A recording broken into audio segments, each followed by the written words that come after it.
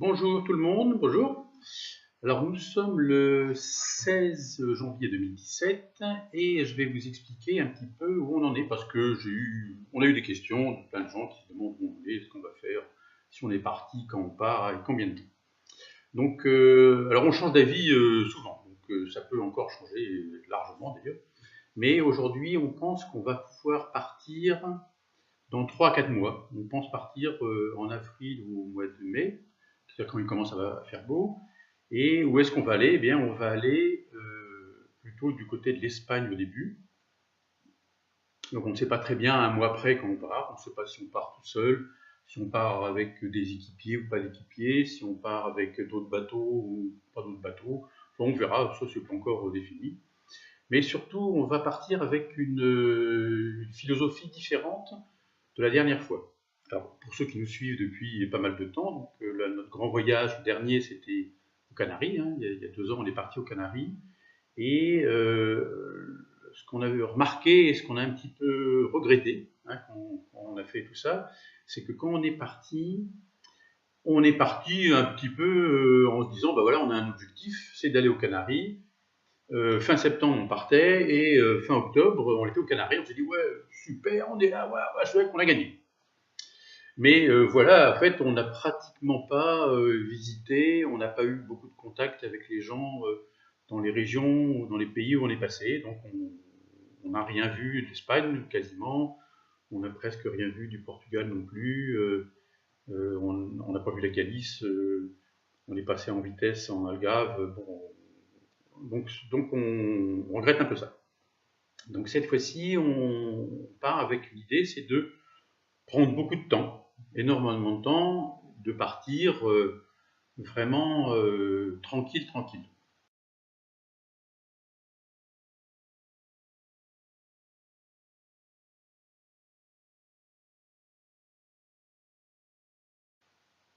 Enfin, je dis tranquille, ça dépendra de la météo qu'on trouvera au milieu de la mer.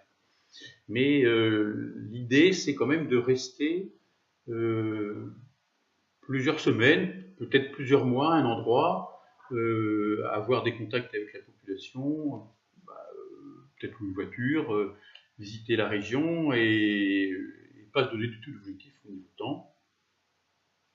Grossièrement, l'idée, c'est en fin d'année 2017, c'est d'être au sud du côté du détroit de Gibraltar, entre sud de l'Espagne, Portugal ou nord du Maroc, voilà. Et l'année d'après, de passer le détroit de Gibraltar pour visiter la Méditerranée, naviguer en Méditerranée. Alors aujourd'hui, le bateau, donc Charlie, est au sec, il est au port de Croatie toujours, et on l'a mis au steak il y a 15 jours, 3 semaines à peu près, pour 2 mois, pour faire l'entretien. Donc on est en train de faire l'antifouling. Hein, vous avez dû voir notre dernier article, regardez le dernier article Star Wars, tout ça, là, le bateau qui sort de l'eau. Et on a fait la première couche d'antifouling vendredi, si la météo est bonne, si c'est la partie là. On va faire la deuxième couche d'antifouling, l'entretien, l'hélice, remplacer la note, enfin tout ce qu'on doit faire sur un bateau. Alors,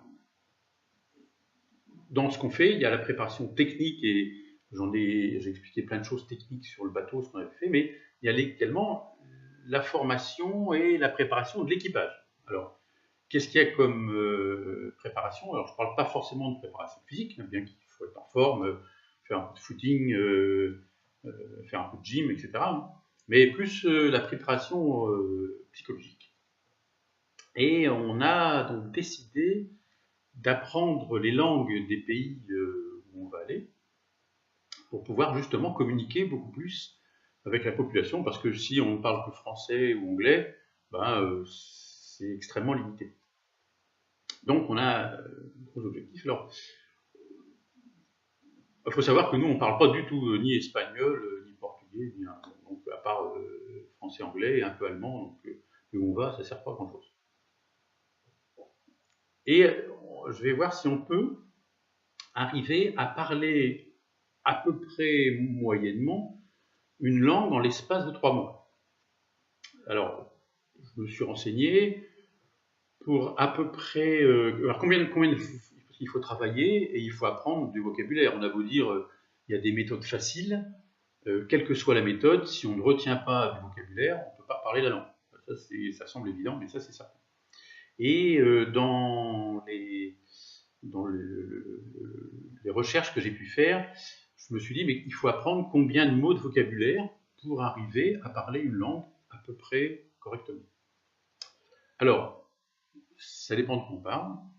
Il y a le premier niveau qui est, je dirais, le niveau alimentaire. Hein, si on veut apprendre, attention, hein, si on veut apprendre assez bien la langue pour simplement baragouiner et arriver à se faire comprendre par les gens, il faut à peu près 300 mots. 300 mots, si on est tout seul dans un pays où on ne connaît personne, on arrive à peu près à comprendre ce que veulent dire les gens et à peu près à se faire comprendre. Si on veut parler, avoir une discussion avec les gens à peu près correcte, il faut 500 à 600 mots de vocabulaire. Et si on veut vraiment bien parler, il faut 1000, 1200 mots. Et puis si on veut être bilingue, hein, comme un Français en France qui est né en France, il connaît à peu près 2000, 2500. Donc l'objectif déjà, c'est d'apprendre entre 300 et 600 mots en 3 mois. Donc, voilà. Alors on a acheté une méthode, il y a plusieurs mois d'ailleurs, hein, qui s'appelle la méthode Michel Thomas, qui est une méthode entièrement auditive. Voilà, on n'écrit rien, il n'y a pas de vidéo, donc il y a un professeur qui donne des cours, qui explique ce qu'il faut dire, qui a des élèves, qui les fait corriger, et puis nous on écoute et on répète également ce qui se dit. Le problème c'est comme on a commencé quelques heures et qu'on n'a rien fait pendant des mois, en fait on est revenu au niveau archi.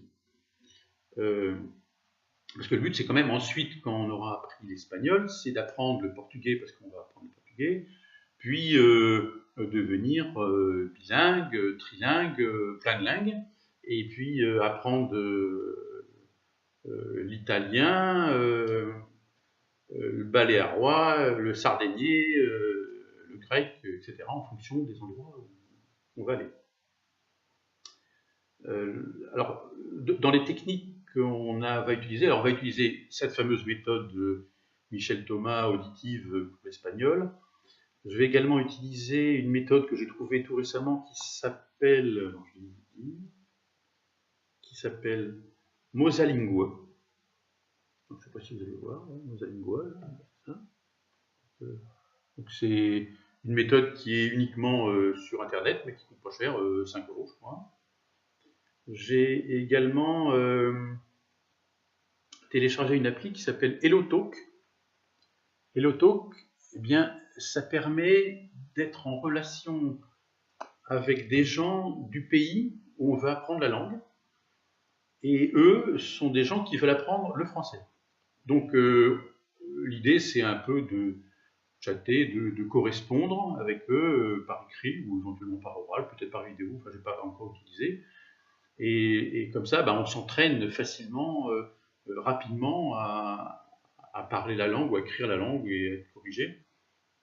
Et en contrepartie, la personne qui est en face, eh bien, elle va apprendre le français parce qu'elle parlera français. Voilà, on va essayer tout ça.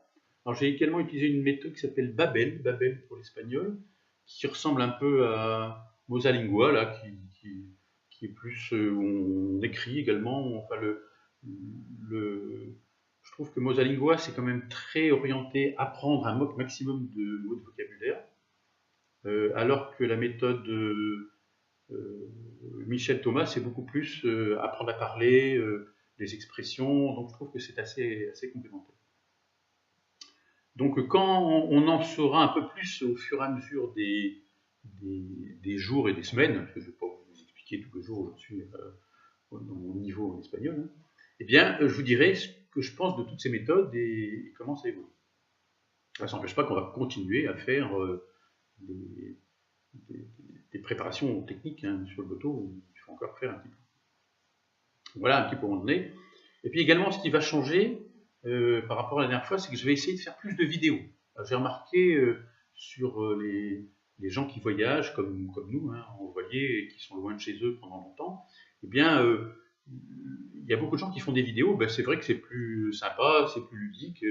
Moi, j'ai pas à taper, hein, c'est long pour moi pour taper. Et puis, c'est plus agréable pour les gens de simplement regarder une vidéo, c'est plus sympa.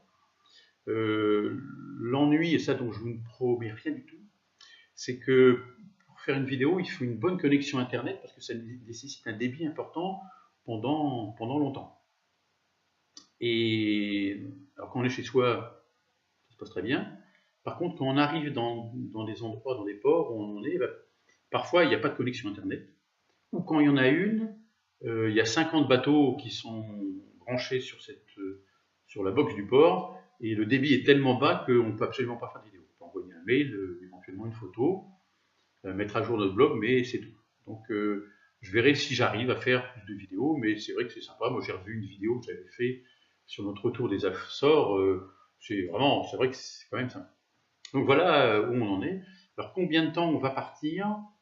Là aussi on ne sait pas trop, mais l'idée c'est quand même de partir maintenant 2 ou 3 ans hein, de chez nous, de vivre 2 ou 3 ans sur notre voilier, mais avec l'idée de revenir assez souvent en avion, pour une durée quand même assez longue, revenir 1 mois, 2 mois, peut-être 3 mois, et ça peut-être une fois ou 2 ou 3 fois. Donc une philosophie un peu différente. Mais comme je l'ai dit au début, ça c'est ce qu'on dit aujourd'hui, dans 2 mois, ou dans 3 mois, ou dans 6 mois, on changera peut-être complètement d'avis. Mais enfin bon, à ce moment-là, je vous expliquerai. Voilà, donc à la prochaine fois.